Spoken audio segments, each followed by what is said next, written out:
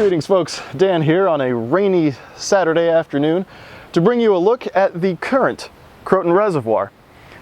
Now the old Croton Reservoir was supplying to the city about 95 million gallons worth of water by itself, but by 1885 that wasn't enough. Now in 1885 a plan was drawn up to dam up the Bronx River, forming the Kensico Reservoir, which supplied an extra 20 million gallons, but it still proved to be short supply come 1890 and 1891 when the city was started to suffer from a severe drought. By 1892, plans were presented to the Croton Aqueduct Commission by a fella, and I'm not making this up, by the name of Mr. Isaac Newton. Now, Mr. Newton said that they were losing about 200 million gallons of water a day that were just flowing right over the top of the old Croton Dam.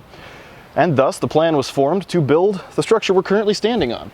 This here is the new Croton Dam, and behind me, the new Croton Reservoir.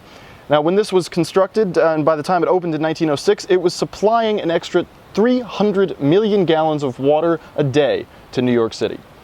Now, with the Kensico Reservoir as well as the old Croton Aqueduct, which was still in service throughout this time, that gave over 400 million gallons of water a day to New York City just from these facilities alone.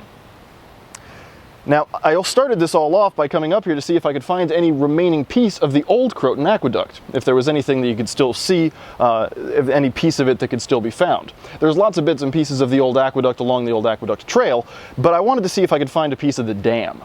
Turns out the dam itself is fully intact. Still there, fully intact, completely built. The problem is, it's about 3.5 miles that way, and it's under about 34 feet of water. So despite the fact that it's still there, along with the gatehouse that went next to it, you can't actually see it anymore.